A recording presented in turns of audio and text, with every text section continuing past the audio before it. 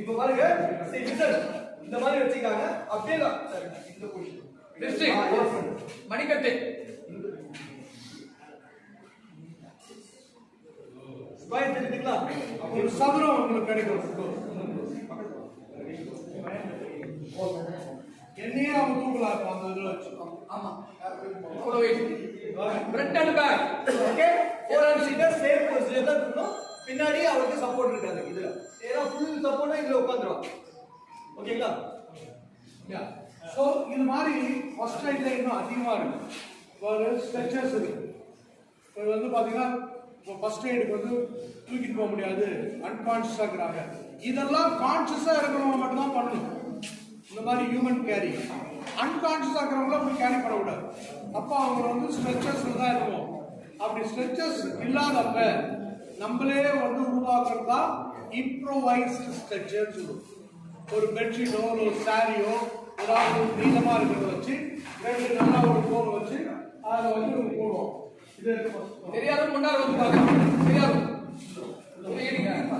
பாருங்க. கீழே bedsheet improvise structure, temporary structure பேரு. இல்ல நீங்க பாப்பீங்க அப்புறமா. அப்புறம் நல்ல லேட் ஆகுது. அதனால ஏ சென்டர் பி சி மூணு பாகம். இப்போ ஏவா மடிக்கலாம். சார் வாங்க. அது போடுற மேல போட்ட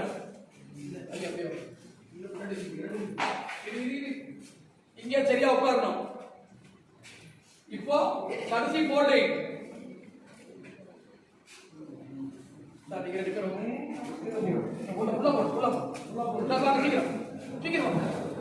இப்போ 4 பேர் தூக்குறது எப்படி தூக்குன்னு பாருங்க. இவனை தூக்கணும். இப்படி தூக்குனீங்கன்னா ஜிக்ஜாக்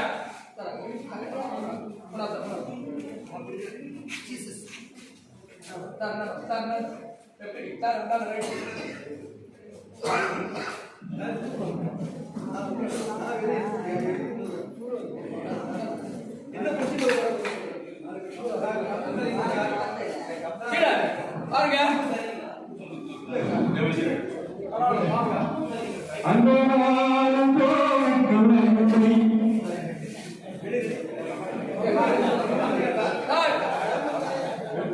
பாருங்க, இவர் லெஃப்ட் ஹேண்ட், இவர் ரைட் ஹேண்ட்.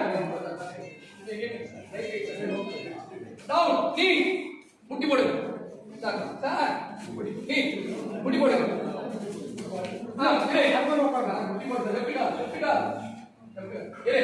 ஓர் பிடிங்க. ஓர் பிடிக்கலாம். ஓர் பிடிங்க. இரு ஓர் ஓர் ஓர்டா பிடிக்கலாம். இப்போ எனக்கு பின்னாடி சொன்னா முன்னாடி தெரியாது. பின்னாடி சொன்னா அப் அப் அப்படியே. இப்போ மெதுவா லெஃப்ட் ரைட்